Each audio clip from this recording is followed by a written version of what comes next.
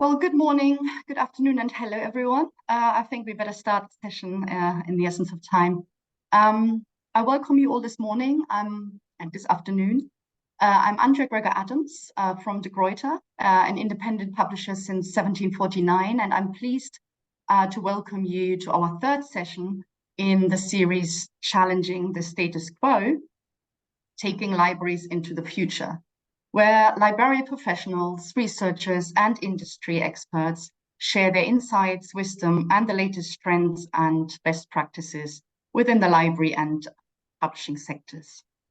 Please do watch out for our upcoming session on November the 30th, where we will be exploring the impact on artificial intelligence in academic libraries, along with also the opportunities it presents. And I hope I will see many of you at that forthcoming webinar.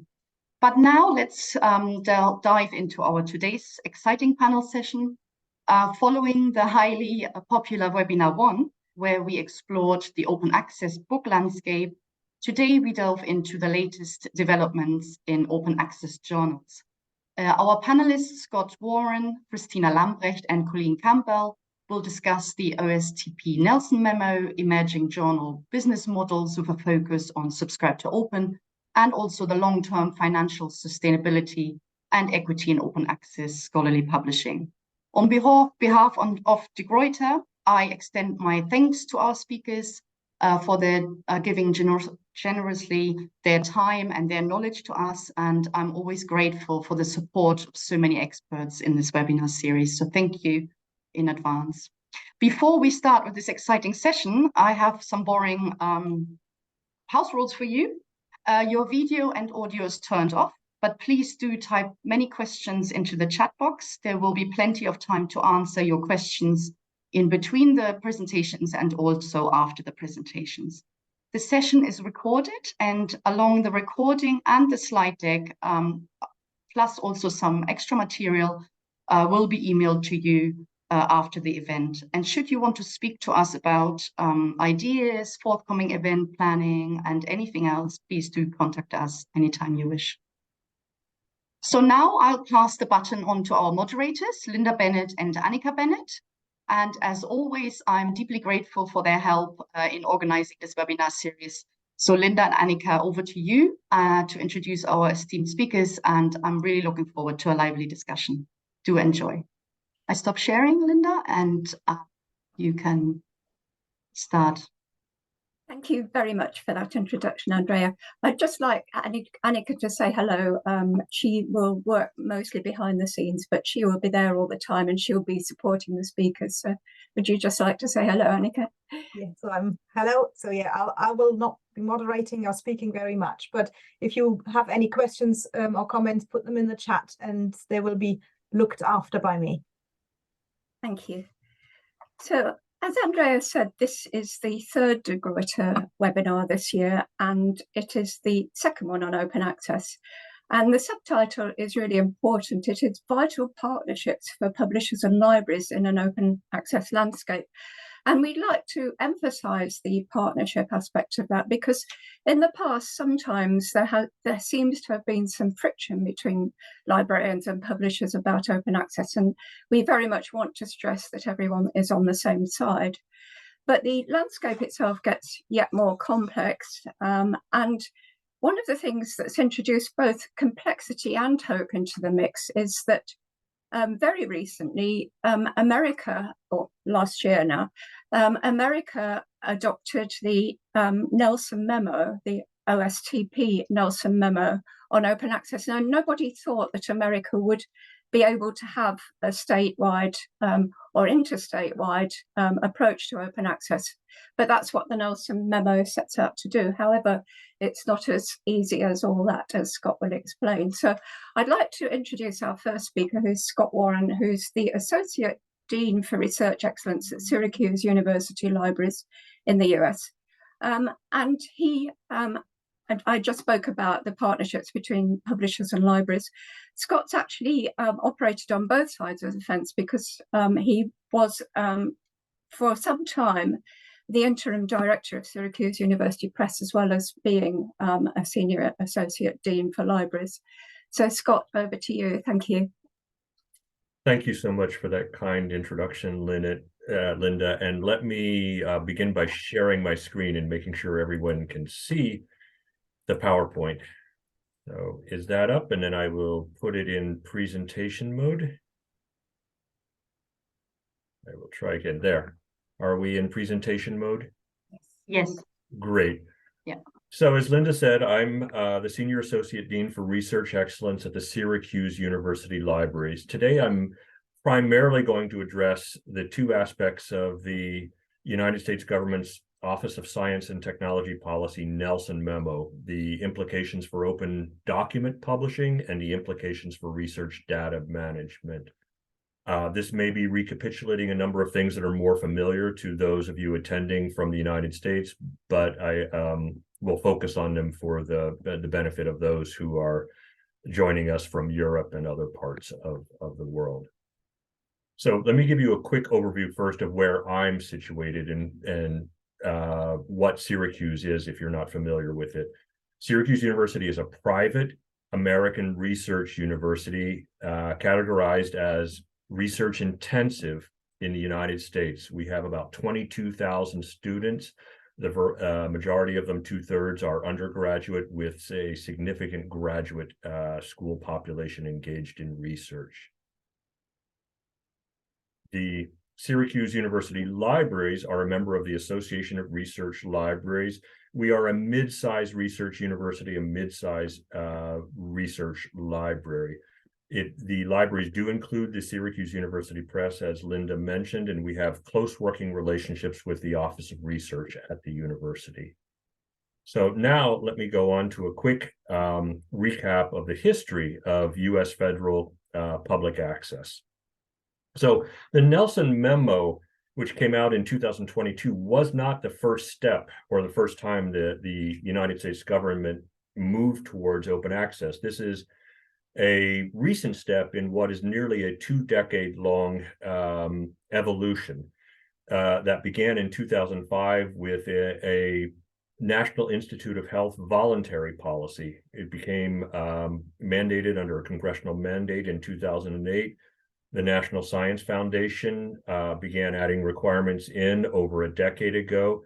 And then, most significantly, in 2013, an earlier memo from the Office of Science and Technology Policy, OSTP, asked federal agencies, federal funding agencies that fund research that had over $100 million of annual expenditures to develop plans to provide public access to federally funded research.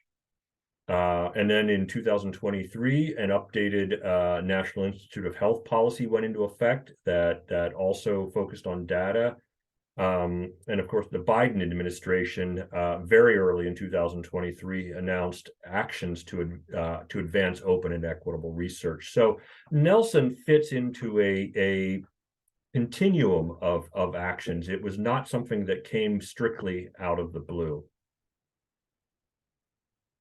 The Nelson Memo itself was issued in late August of 2022 and expanded and updated the 2013 Holdren Memo. The names Holdren and Nelson come from the last names of the directors of the Office of Science and Technology Policy at each point. So that's the only reason. You might say, what does Nelson mean? What does Holdren mean? They are simply the last names of the directors under whose signature these memos were issued.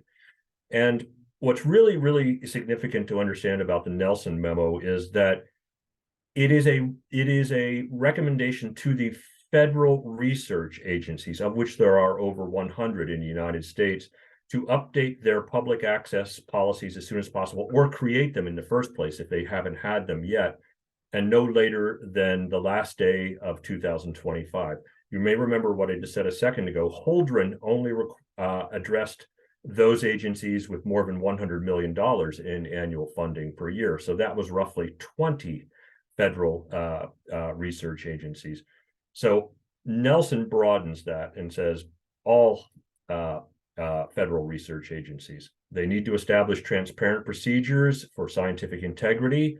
They need to make both publications and supporting data. They need to come up with plans to make the publications and supporting data available with no embargo period. So there are a number of changes that Nelson stipulates compared to Holdren. It involves all agencies, not just those with over $100 million.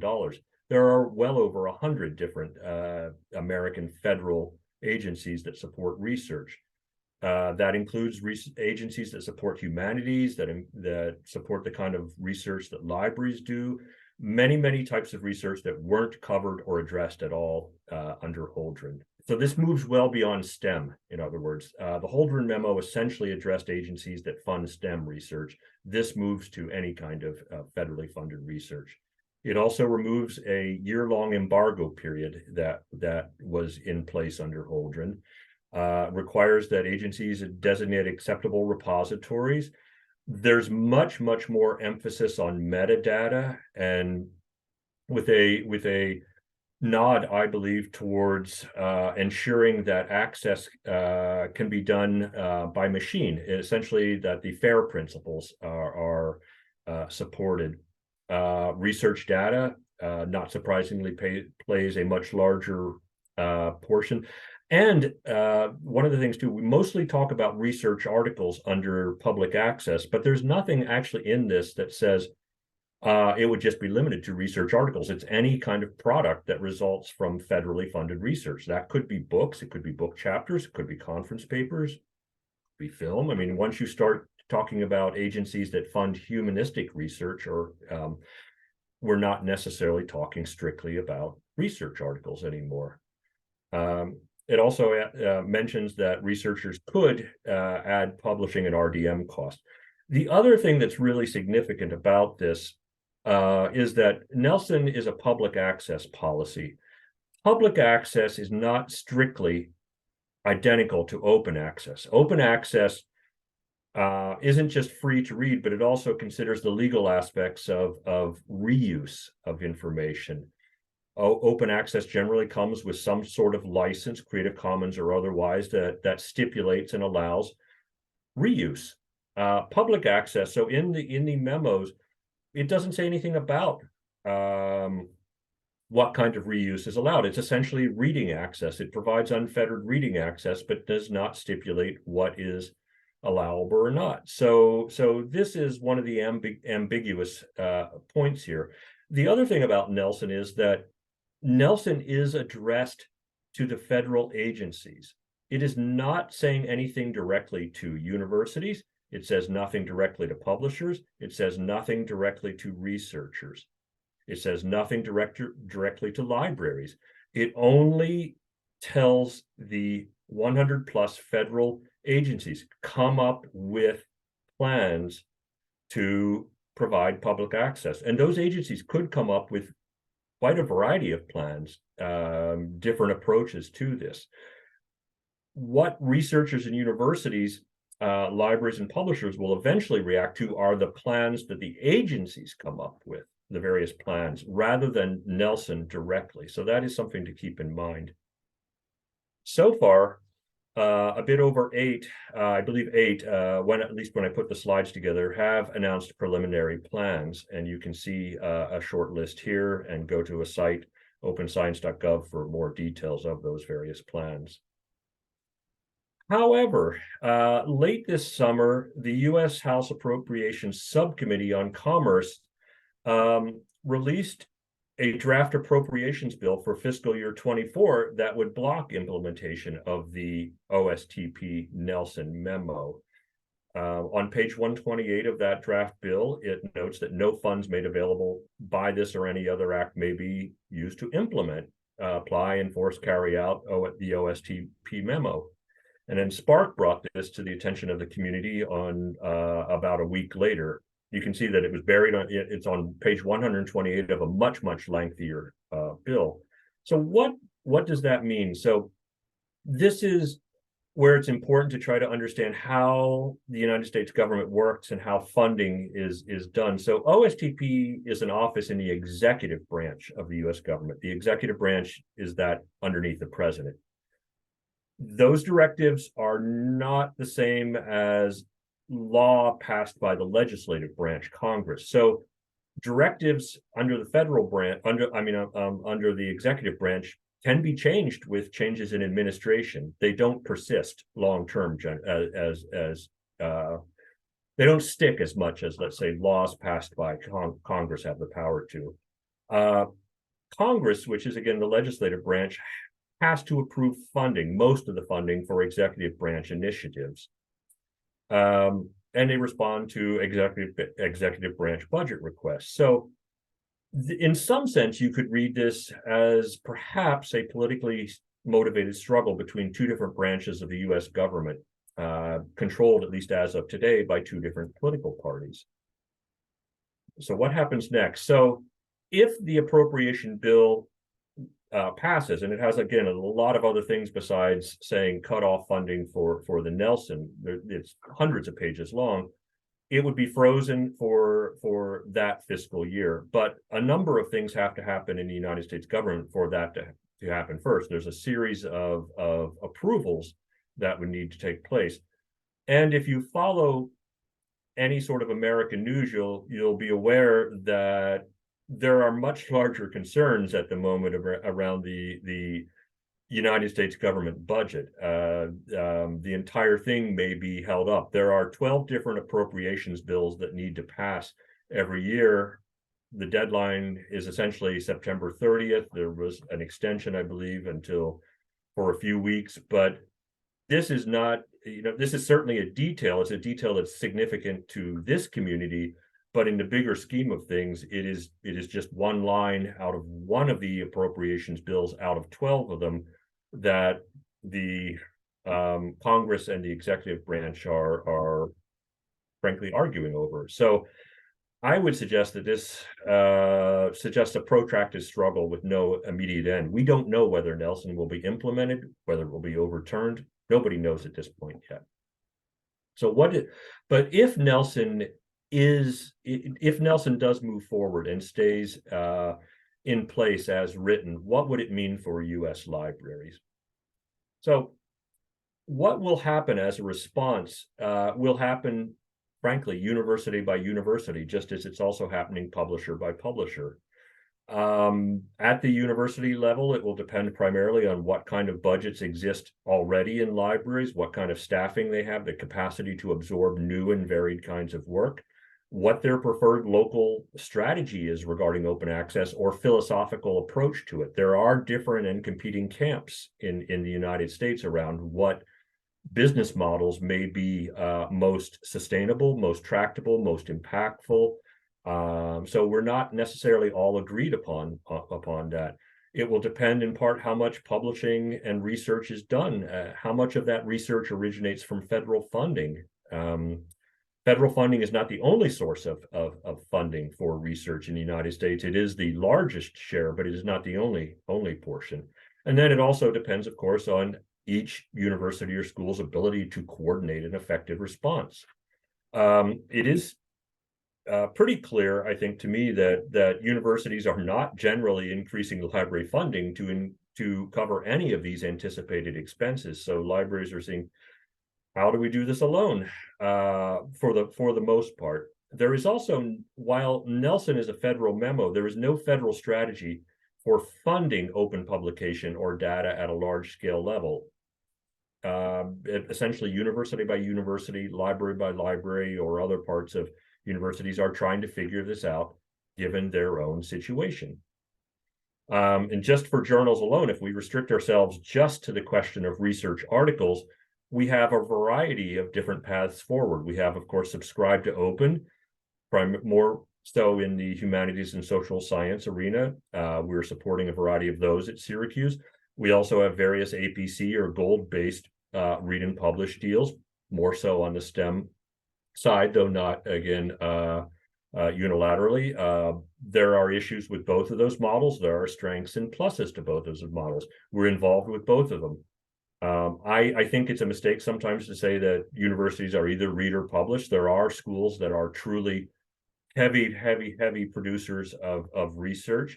There are also many schools that frankly don't produce much research, but there are many of us who fall somewhere in the middle on that spectrum, and it may vary by discipline, by publisher. Over time, we may move one way or another on that spectrum. Of course, there's also issues for how do we support this. It's not just a financial question, it's how do we support the actual administration of at the article level, depending upon the model that's involved. So there are also staffing issues. The negotiation of new licenses around this are also issues. So from my perspective, again, the approaches to this, and it will depend again on what the different federal funding agencies come up with, there will be some sort of mixture of repositories. The PubMed Central, for instance, is not going to go away as the primary solution or response offered by the National Institute of Health. So that's a green response. Gold APC-based read and publish is rising in the United States, though it's not coordinated at a national level nearly to the extent that it has been to date in Europe. And then there is a smaller scale continuing effort to support academy-led publishing, Diamond OA publishing, born digital, born free publishing. And then there are a variety of underlying business models that blur the lines between some of these as well. Of course, at Syracuse, so this just reflects the situation too. We're involved in all of those kind of efforts. We know that we're going to have to do a lot more work with humanities and social science researchers who receive funding who hadn't been touched by the Holdren memo over the last decade. The libraries itself, for any kind of funding, IMLS or other funding, that's the Institute for Museum and Library Studies in the United States.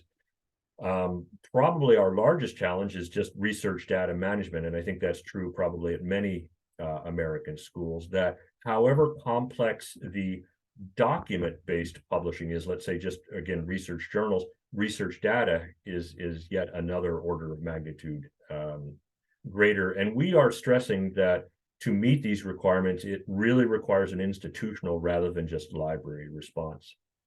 For the sake of time, I'll skip over our draft OA policy.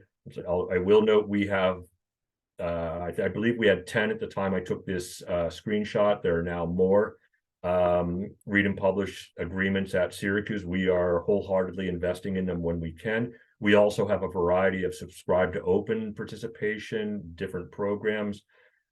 We also publish about a half dozen journals here through our open publishing program. We're also investing in Born Open monograph programs, notably Michigan and MIT's program.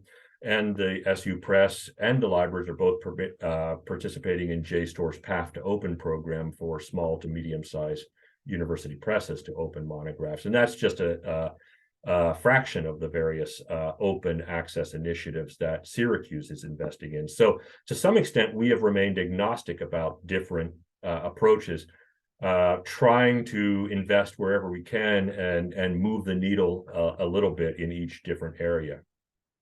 As for research data management, again, Nelson says it must be made publicly available in digital repositories that meet certain requirements, ideally permitting machine reading and unmediated access with no embargoes or delays. And again, there is, similar to publishing, there is no specific funding provided for this at the Nelson memo level. So what does it mean? Well, a lot of universities, if not most, at least many, are not fully prepared for this. Decisions will be made university by university. Nelson says nothing directly to universities about data. Each funding agency is going to stipulate what they require in response. But at each university, there are decisions that will need to be made about who is responsible for research data management, who does what portion, what roles. How do we fund this? Is it a joint effort? Do we keep data forever? Do we keep it only for the period of grants? What do we keep? What do we not keep? How do we maintain security for certain kinds of sensitive data? there are many, many, many questions. It's not strictly just a question of let's choose the right technology for a data archive and put it up. There are many sensitive sort of policy or protocol decisions that will need to be made too at many, many places. The possible cost of compliance could be significant as well. This table is from a COGR, Council on Government Relations survey on the cost of complying with just the National Institute of Health's data management sharing policy. So COGR is an advocacy group comprised of leading American research universities that works with the federal government. And just for the NIH alone, just for the research data management portion, for universities that are receiving less than $100 million per year of NIH funding, the estimate for libraries was around $345,000 per year, IT another $315,000, to do the various stages that there are many, many stages. It's not simply a matter of just storage, maintaining integrity, monitoring, many, many, many stages in managing data. So we have a variety of goals here. We need to get a research data archive here at the university. We do not have one at present, but we also need to figure out how do we sustain this. It is not strictly just a technology question. We need to identify workflows. We need to see what is probably the level of research data that we are producing, both federally funded and non-federally funded. We, at a minimum, we want to comply, obviously, with the likely coming public access mandates under Nelson that should be in effect by January 1st, 2026. But beyond that, of course, we also want to assist and support any researcher who is generating data, no matter where their funding comes from. And then, of course, everything I've said so far is about universities, or specifically research universities and their libraries. But what about publishers' roles in all of this? So again, there's one message that I'm saying today, is that Nelson says nothing to libraries, publishers, or universities. It's all directed at federal funders, and we are going to have to wait as those federal funders each release their individual guidelines. So publishers are also obviously taking different approaches to this. Some are investing and deciding on they are going to go down a subscribe to open path. Others are going down a gold APC path. There are a variety of flavors and variations on that, of course. So my take on this is, again, I think that in the United States, at least, rather than one overarching path forward, that we will likely see an organic emergence of a bunch of different paths forward that will be shaped by all of the participants involved, and they will probably, at least for the foreseeable future, coexist to varying degrees. We may see, for instance, thinking at a global level, the United States may end up with this hodgepodge of different approaches. Europe, the European nations will likely have a slightly more focused model. Latin America may have different ones. We may see different regional approaches at a global level to this. And then even again, within a large nation like the United States, depending upon each university's resources, capacity, level of funding, we may see very different approaches there as well, particularly as libraries will need to deal with a variety of different business models that publishers will bring forth. So it is not the case that all publishers will get into just one business model and offer one model, at least in the near future. So we, in turn, will need to respond to a variety of those as well. So it is going to be quite choppy, I'd say. But I think this is good. I think this represents experimentation. Like I said, I think we are interested in, we don't know. I don't think anybody knows, frankly, which of these models is most sustainable, most impactful in the long term. We have not been doing this long enough to do that, to truly assess that.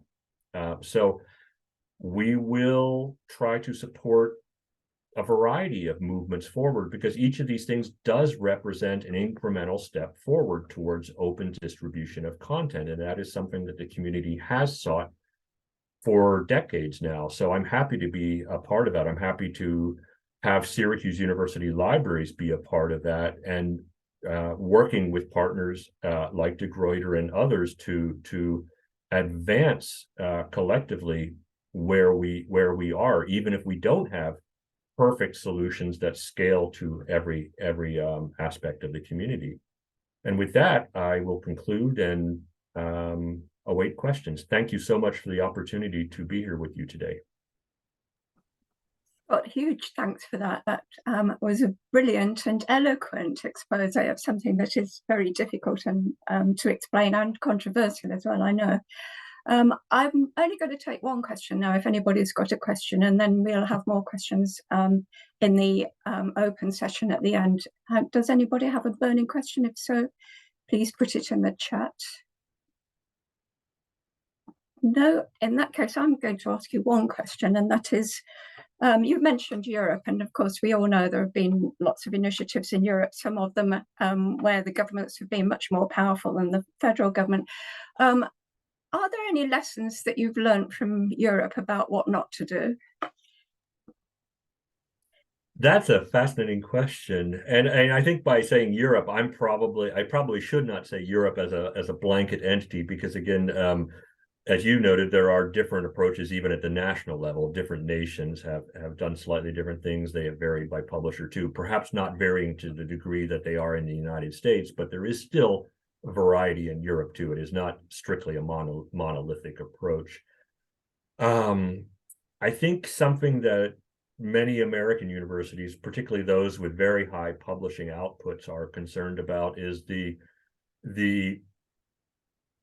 that the European nations are a few years ahead of the United States in this regard. And so the approaches that are taking, particularly on the APC-led approaches, are shaping publishers' responses. And then when major publishers are then negotiating with American universities, they to some extent have models that are already predicated upon satisfying various national level requirements in Europe. And so those responses are harder to meet here in the United States, because they're literally school by school, library by library, and there isn't necessarily a coordinated national level response. So I think that's something that has raised varying degrees of concern. Thank you. Well, we'll come back to you, Scott, at the end, or after the next speaker, as I said. But now I'd like to introduce Dr. Christina Lembrecht, who is the Senior Manager of Open Research Strategy at de Gruyter and has been an advocate for open access for many years. And she has been instrumental in successfully implementing de Gruyter's open access and open research strategies. So, Christina, would you like to talk to us? Yes, sure. I'm trying to, Scott, can you share your slides so that I can share? That would be lovely. Probably not this share, but you know what I mean. Turn it off, yeah.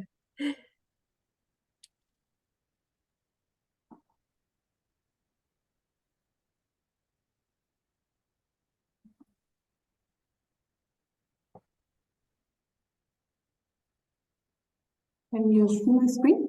Yes, thank you. Yeah. Yeah, so thank you very much for the introduction, and I'm very delighted to have the opportunity today to share the perspectives of a publishing house with a strong focus in the humanities and the social sciences. As has already been mentioned, and as the title suggests, my presentation focuses on subscribe to open and the challenges of achieving an inclusive transition to open access. Before delving into the model itself and the rationale behind our transformation approach, I would like to travel back a little bit in time, and that is to the year 2019. 5 years ago, we were searching for an approach to transition one of our subscription journals to open access. And I was en route to Bielefeld, and Bielefeld is a medium-sized university city in Germany, where at that point the open access contact point was located. And this contact point has the purpose to bring together publishers, libraries, and research funders to develop solutions for the transition to open access, especially for the humanities and social sciences. And while I was on the train to Bielefeld, I heard for the first time, actually read for the first time about Subscribe to Open. And I thought, it's a charmingly simple model, but yet not so easy to explain. I think I've gained experience in explaining the model in the meantime, so hopefully I will do well today. But before we come to that, let's stay a moment in the year 2019. As mentioned, we were in search of an open access solution for one of our titles within the Humanities and Social Sciences portfolio, namely BFP, a journal in the field of library and information science. While the journal has some peculiarities, it also shares many characteristics that are broadly applicable to our entire portfolio in HSS. Allow me to briefly introduce these to you. In the PFP journal, we have a significant number of authors who lack access to funding, for example, because they are affiliated with institutions that they do not have dedicated open access publication funds in place. Similar to many other of our journals, the BFP journals publishes a variety of publication formats. Thus, a quite significant portion of its contents consists of articles that are not research articles, among others, for example, book reviews or comments or interviews.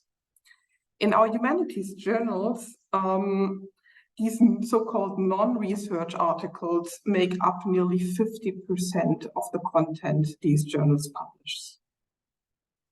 And in contrast to our STEM journals, the output in our HSS journals is relatively low, with an average of 20 research articles published per year in a single journal.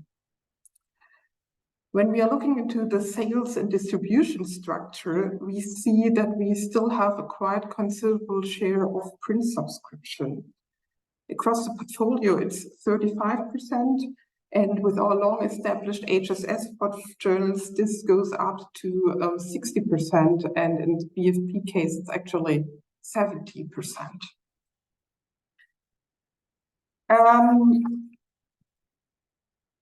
Our dependency is not only on print when we look into the distribution structure, but we also rely heavily on individual subscription.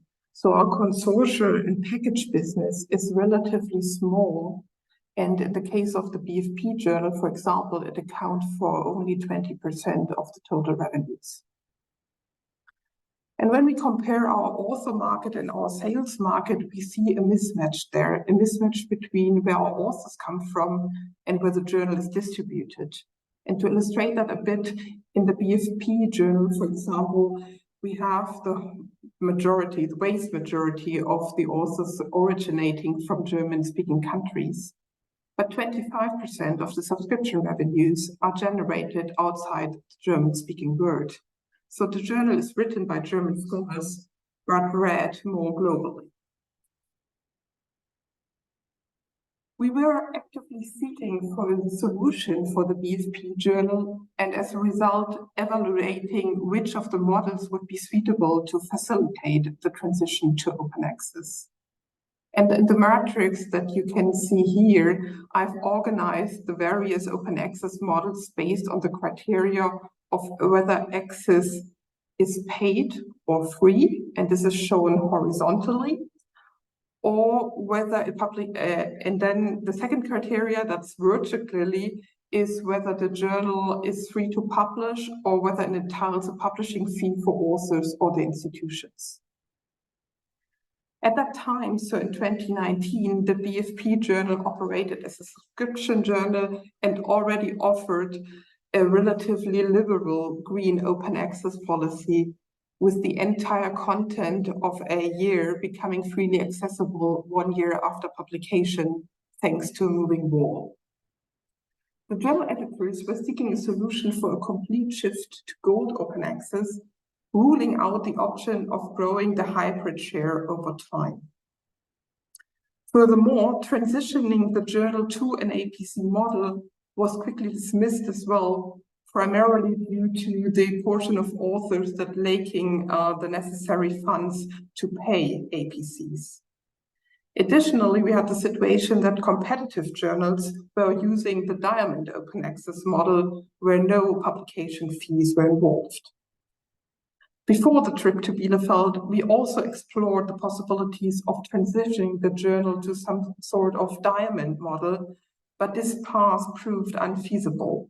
The journal is independently owned by the founding editor and lacks affiliation with any society or association that could have taken on OA sponsorship. In forming a consortium to collectively fund the journal or establishing some kind of membership model was not viable for a single journal.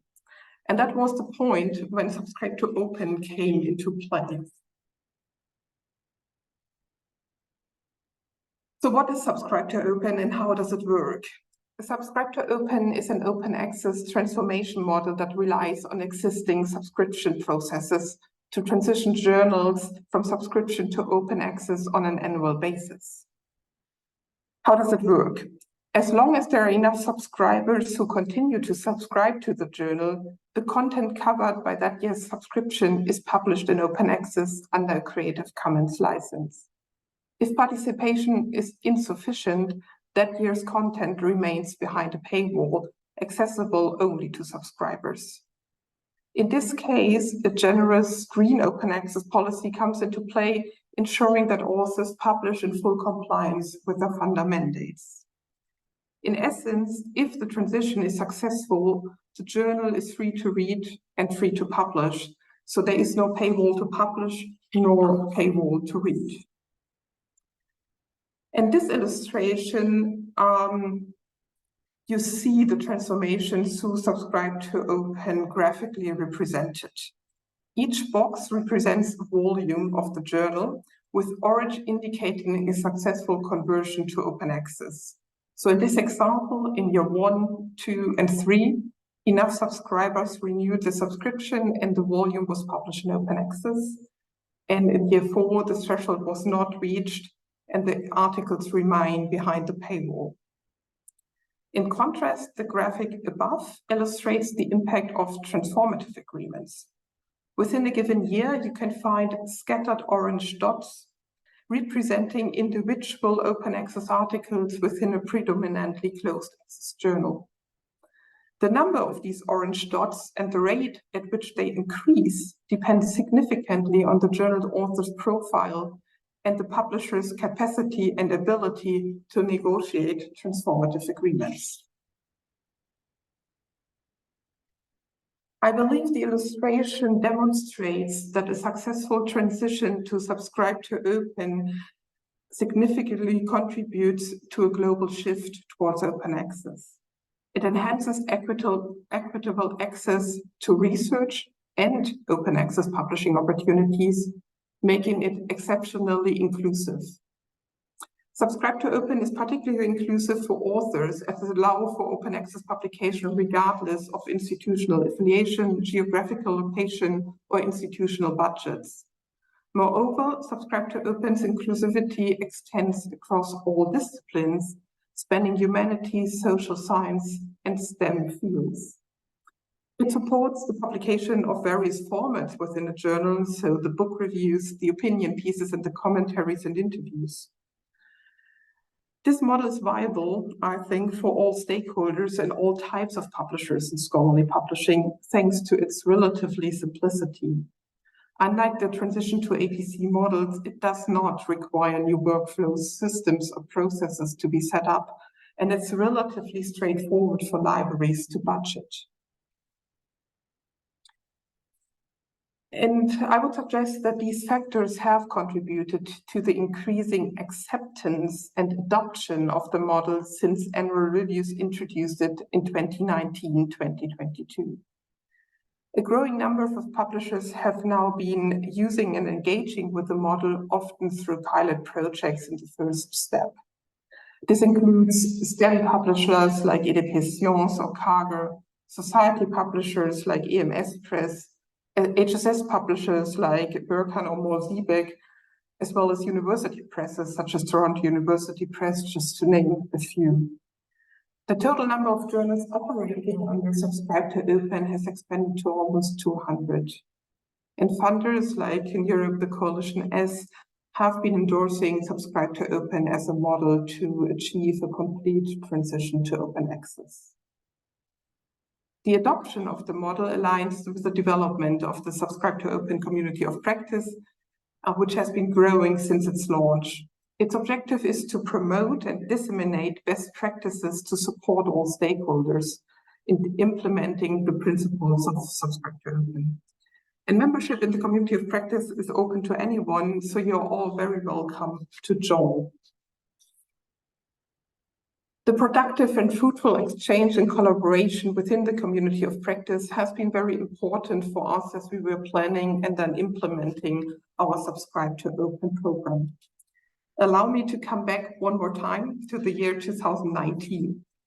After coming back from Bielefeld, we started to plan our Subscribe to Open pilot and launched it then in 2021 and expanded it in 2022 and 2023 to a total of 16 journals.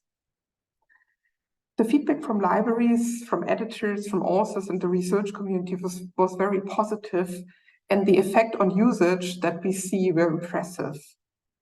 So in our pilot Subscribe to Open journals, the open access articles received up to 7 times higher usage than the articles that were published before and behind the paywall. The launch of our Subscribe to Open program, however, resulted in increased complexity within our journal portfolio, now encompassing 5 different publication models. You can see the current distribution in the pie chart on the left.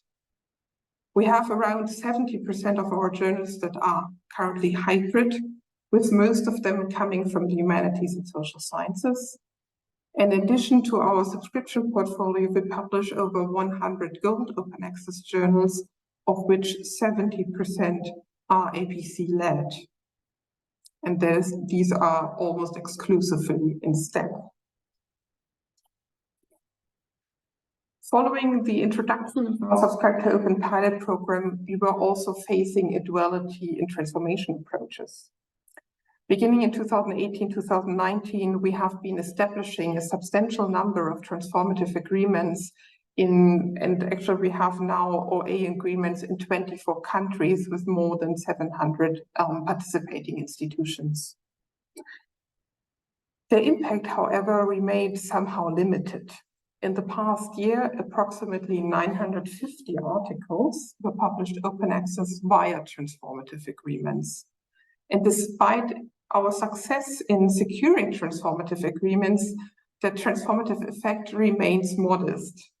And to draw a parallel, I come back to the analogy of the dots.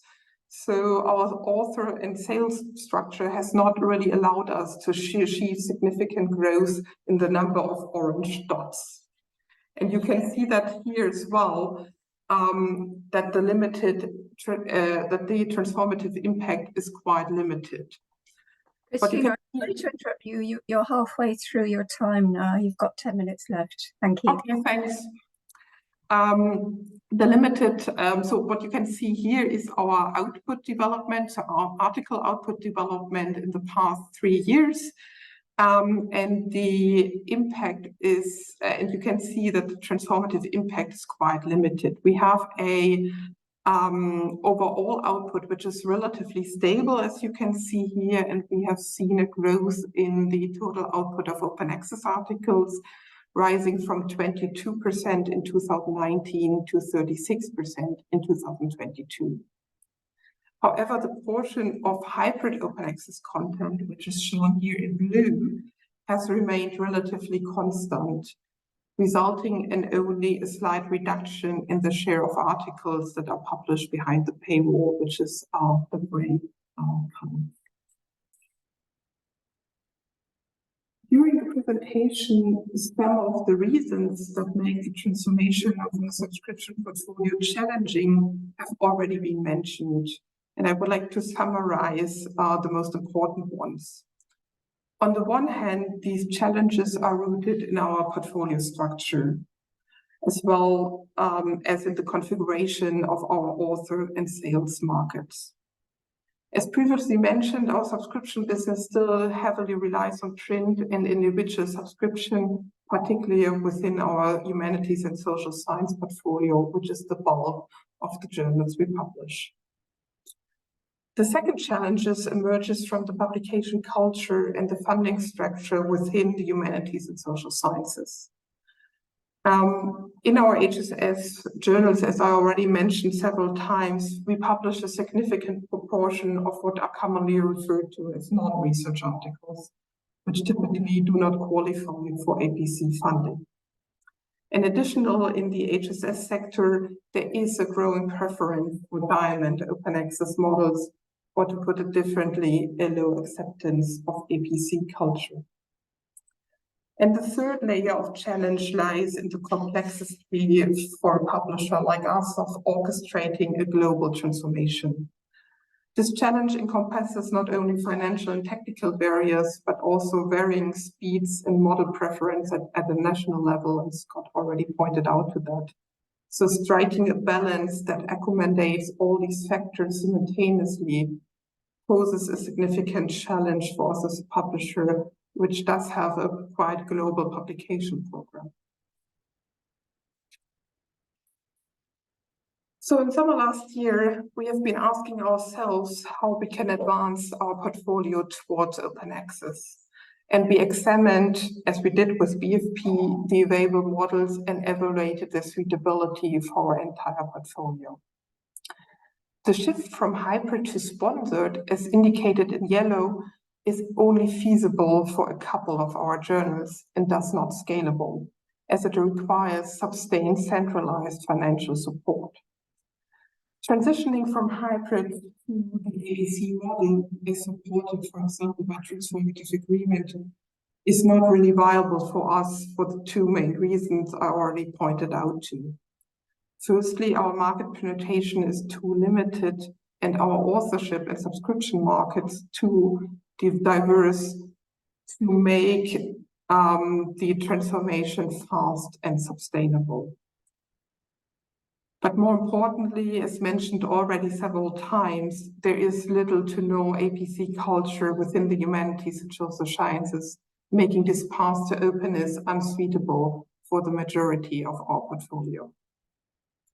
Subscribe to Open presents a different scenario for us, and this model can be applied across our entire portfolio and offers the potential for a more substantial transformational impact if the transition to open access proves successful.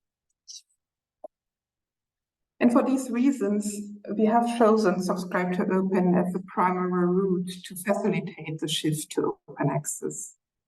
What you can see here is the initial version of our transformation plan, which aims to transition the vast majority, so approximately 90% of our titles, to open access by 2028. While the number of titles undergoing transformation in 2024 is still relatively low at 10, we intend to transform approximately 40 titles through Subscribe to Open in 2025. And in 2026, around half of our portfolio should be flipped to open access. This plan, as presented, will naturally evolve over time. Discussions with editorial boards and journal owners have been started, but will be ongoing, and the market and funding landscape will continue to undergo changes. But we are confident that the shift to open access will become a reality for most of our current subscription titles by using Subscribe to Open and thus allowing for an inclusive shift to openness for our humanities and social science portfolio. Thank you very much.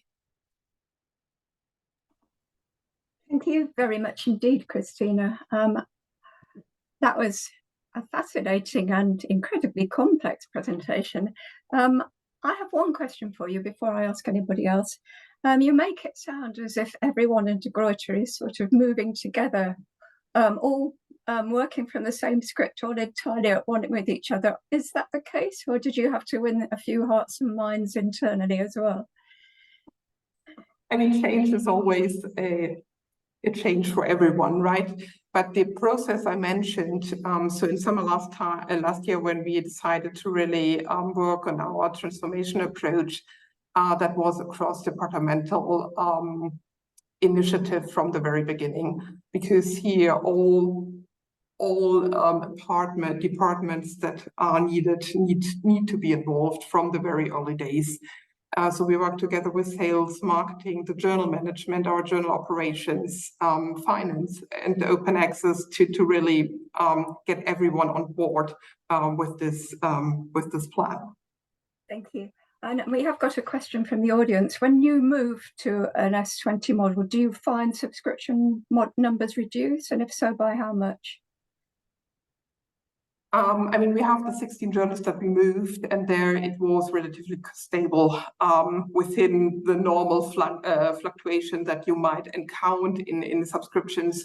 But we have had a very positive feedback, and that's why we were also very confident of now making this big and quite bold move forward. Thank you. We've got quite a few questions now, but I'm going to move on to Colleen. We will come back to these questions. Colleen, who I'm sure needs no introduction to anyone, is very well known indeed in the open access sphere. She's the strategic advisor for external engagement at the Max Planck Digital Library. And she coordinates two open access initiatives, the Open Access 2020 initiative and the ESAC initiative. Now, Colleen, who has participated in many events like this, very wisely suggested that she should use her presentation to save time. So what she's going to do is talk about removing barriers for readers and authors, but at the same time ask the audience to participate. So if you could participate in this by joining in the chat as Colleen is speaking, and we will try to accommodate your questions as she speaks. And we'll come back to those other questions. And if we don't answer all the questions today, we will get back to you with answers for the questions later. So thank you, Colleen. Thank you so much, Linda, for the introduction. Are you seeing my screen okay? Yes, thank you. Okay, great. So first of all, I have to say the two presentations that we saw are so full of wonderful information, and I'm very grateful to my co-speakers here for sharing all of that insight. Yeah, Linda asked me to talk a bit about or think about what we've heard so far through the lens or filter or you know, the perspective of equity, removing barriers for readers and authors. And so I'm just going to share a little bit about how OA 2020, the initiative that I coordinate, has been approaching equity. And just for those of you who don't know, OA 2020 is the Open Access 2020 initiative.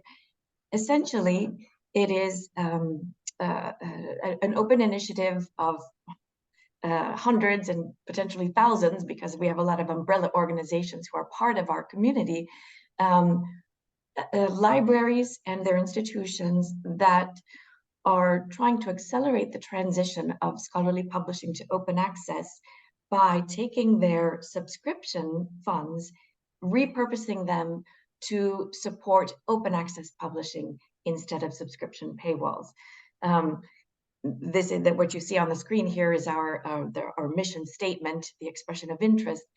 And I just want to underline here that we are agnostic in terms of business model. We've heard about subscribe to open, transformative agreements. Really, the point is that we are trying to change the mindset around scholarly publishing, which is very much rooted in the subscription system, which in turn is rooted in the print world, right? And so as we move forward in this transition, nevertheless, we have the objective of ensuring that there are no undue publication barriers. So we want to ensure that the open paradigm that we are going to build is inclusive. And I think here, if we had a lot of facts and figures in the previous presentation, which is fantastic, here we're going to think more in terms of concepts. So inclusivity, I think, is really where it all starts, because if we can accept that for science, the process of scholarship to function properly, it must be an inclusive process, then that premise brings with it naturally the concept of equity, and I would venture global equity. So this is what we are thinking about. How can we enable an equitable system in scholarly publishing? OA 2020 has been thinking about this for some time within our community. We've done some studies to understand primarily the financial aspects of scholarly publishing and how they relate to equity. But as we thought about them and tried to think of, well, what can we do in the midst of this transition? What can we do? What measures can we put in place? What actions can we take to shape the emerging paradigm and make it inclusive and equitable? To really get the heart of that, though, at the heart of that, we thought we can't think of this all alone. This requires a collaborative thinking process. And so we partnered with a number of organizations around the world to facilitate workshops, basically to inviting different actors in the research community to contribute their thoughts on how we can, what mechanisms we can put in place to ensure that scholarly communication as part of the research process can be supported so that any costs involved in publishing are ultimately borne by funders or institutions and not authors. We want to enable a system where spending on scientific publishing enables open access not only for readers, but for authors around the world. And we would like a world, recognizing that scholarly publishing, there are costs involved in scholarly publishing, but we want to ensure that any fees that may be associated with open access publishing services are fair, reasonable, transparent, and globally equitable. So through this workshop series, we've had 2 so far, one based in Africa and Europe, the other Asia Pacific region, and on October 10th, we will have the third involving all regions of the Americas. We basically posed to all of our registrants, which included everything from representatives from ministries to research administrators, librarians, and scientists and scholars themselves. When you encounter open access publishing, what are the barriers? And also thinking about equity, what are the barriers that you encounter? And we found there were 3 kinds of barriers that authors around the world in different economic contexts and environments perceive. Everything from, still grappling with the conception that, or the perception that open access content is lower quality. Still, in many parts of the world, they are, burdened by this exploitation of predatory publishers, if we want to call them that. The fact that openness is not linked to research assessment, and therefore authors are not incentivized to publish openly, and indeed they might be incentivized to publish in established international Anglo-American journals that currently are behind the paywall or charge hybrid open access fees, for example. Generally, there's a disalignment of stakeholders around openness in publishing and a need for a more holistic vision and global cooperation. These are just some of the barriers that our participants gave us when responding to an open survey. So literally, I'm just sharing their words because I think it's really important that as a global community, we think about equity, we listen to each other, right? Of course, there are also technical barriers. We heard about some for publishers and the challenges of managing open access. But of course, even the awareness of how do you reach the highest level stakeholders and help them understand the benefits of open access and how the scholarly communication landscape is changing amidst this transition.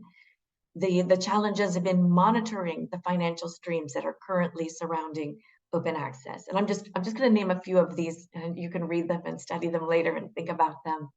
The need for capacity building within our institutions, within or also in publishers, the building the infrastructure necessary to support an open system.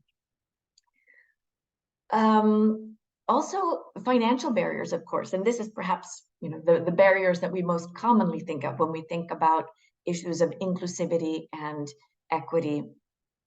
So I think generally the people that have been involved in these workshops have all agreed current waiver and discount policies, which might be aimed at fostering greater equity, are actually not adequate and ultimately not equitable at all.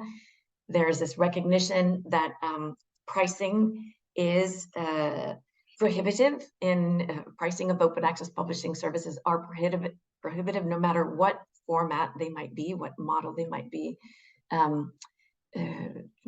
shaped in. There's lack of institutional funding for OA publishing, lack of access to funding, instability of currency values when publishing might be based in euro or GBP or US dollars. And generally this growth, constant and continuous growth in publishing generally, in scholarly publishing generally, that when looking forward makes things a little complicated, because when you consider how sustainable is it to continue to support publishing and open publishing when outputs just continue to grow. So these are just some of the concerns that were raised by the many researchers who were part of these workshops. Now we're still thinking together about how do we address these, and a few ideas that have surfaced so far, or at least actions that generally the participants thought we need to get behind. First of all, recognize there is non-fee-based open access publishing, right? Diamond models, or models where, for example, in Latin America, where you have federal funders who are supporting platforms for open dissemination of research. To foster greater equity and more open access publishing, of course, reforming research assessment so that authors are recognized for publications in diamond journals and other kinds of journals that are not the mainstream or the established Anglo-American journals. We need to work on that. Generally, yes, reorganizing institutional spending in subscriptions around open dissemination of research, whatever shape that takes, and generally increasing financial support for community relevant and indigenous journals as well, or other publishing venues, because this was another aspect of inequities that was surfaced that we tend not to even pay attention to. Then, of course, in fee-based open access publishing, some of the ideas was transparent pricing is at the basis, and ideally based on purchasing power parity, so that the fees paid in the US might be quite different than the fees paid in a country of Africa, for example. And identifying those measures where we can all be held accountable toward fostering greater, a more inclusive publishing system that goes beyond simply differentiated pricing. It could be providing greater support for authors whose original language, native language, is not English, for example, so that we can sort of level the playing field for researchers everywhere. I think ultimately this is a statement that came out of the most recent Berlin Open Access Conference in June. And one of the core messages that was emitted by the more than, I think, 45 delegations, national delegations who were present at the conference, one of the core messages they gave was inequity is incompatible with scholarly publishing. That removing paywalls must not risk creating barriers to participation in open science and scholarship, that the open access transition must be inclusive and reflect the plurality of disciplines, topics, languages, and outputs, that yes, we need differentiated regional pricing, and that is actually enabling a more inclusive scholarly publishing environment is actually in the interest of the entire global research community. So this is why it has to be a process that is global and involves all actors. I'd like to just now, I've thrown out a few of the thoughts that we've collected in OA 2020 through these workshops that we've had, but I think it would be interesting right now to kick off the discussion, now that I've thrown out a few thoughts around equity and inclusion, invite the presenters back here with me, because as I was looking into the OSTP policy guidance, which was actually entitled Ensuring Free, Immediate, and Equitable Access to Federally Funded Research, that word equitable stuck out to me. And I thought it would be interesting to think about, the OSTP guidance and what is happening in the policy landscape. And then reflecting also with the different business models that publishers like De Gruyter are experimenting with, and think about, okay, equitable, what does that mean? What does that mean in different contexts, and what does it mean for different actors? So thank you. Thank you very much for that, Colleen. And I think you might be speaking again a bit later, but thank you very much for a very thought-provoking presentation. Can you come back, Scott, please? And we do have a question from the audience, which I think I'm going to ask all the speakers to answer, which does raise what you've just mentioned, Colleen, in a way. It is, when libraries have budget cuts, they often turn to cutting journal subscriptions. Presumably annual S20 individual subscription prices will continue to rise for libraries while our budgets do not. What does this bode for the long-term sustainability of S20? And would you like to start with that, Colleen, since you said you wanted to? Yeah, I think maybe Christina might be able to address the specific question about the subscribe to open. I mean, I just may comment here that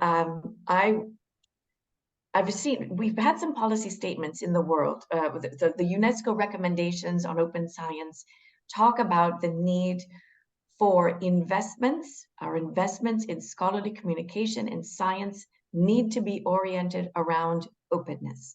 So that is a very general baseline policy statement that I very much hope will trickle down into the national policies around the world. In Germany, where my organization, the Max Planck Society, is based, it has been integrated into the recommendations of the National Arts and Sciences Council, for example, that institutional investments must be organized around open dissemination of research. So with that in mind, maybe Christina, now you want to address a specific point of subscribe to open. I mean, there are similar challenges in the APC model, right? If research output grows, how would you finance that with the same amount of budget? So I don't think it's a specific subscribe to open question, but I would say, as Colin just pointed out, at least in Europe, where also our core business is still allocated, right? There is the need to allocate budgets to open dissemination of knowledge, and subscribe to open is one of the possibilities. I think really the question on how stable budget in library and a growing number of research output can coexist, and what does it mean, is much bigger than subscribe to open. But yes, I would see that as one of the challenging questions that all stakeholders need to answer. Thank you. And another question for you, Christina. Are you prepared to, if people can, if a library subscribes to all the journals, are you prepared to flip earlier? Is there, in other words, is there a financial barrier that you have to meet, or do you do it by date? It's on a journal level, yeah. And I don't know whether I get the question right, whether we flip earlier. So I mean, the transformation plan says we are trying to achieve this by 2028. So we are moving one journal after the other to subscribe to open. And while we are doing this in a 5 years perspective, on the one hand, there's different appetite in different communities as well for open access, right? So you see a lot of demand for open access, for example, in the linguistic portfolio, but less so possibly in theology, just to make an example. So there's also on the research level is a different speed in demand for open access, but we also, I mean, we need to talk to our editors, we need to get them engaged on the journey, and we can't do that for 290 journals at once. So that's why we also spread this across a couple of years. Thank you. Could I add from the library's perspective, both whether we're talking about APC models or whether we're talking about subscribe to open, ultimately from a budget perspective, both remain encumbered subscriptions. We put forth money ahead of time, significant spends, and that money is committed. So financially, they still appear to be subscriptions, even though the end result is open. So that poses challenges. What we're trying to do, at least here at Syracuse, is to say that we're really sort of in a period where we're laying down baseline pricing for all of these collections, publisher by publisher, going forward, and pricing we anticipate then trying to negotiate pricing to say, regardless of what the change in publishing might be going forward, we don't want to see more than maybe 2, 3, 4% increases per year. We don't want to go back to a period of sort of very large radical changes, let's say the way 20 years ago when historic core sort of pricing came into being with big deals. All of these models essentially are bigger deals at the moment. So we have a lot of concern about that, but no matter which model, it remains from a financial point of view, this is money that is locked up ahead of time and can't be repurposed for something.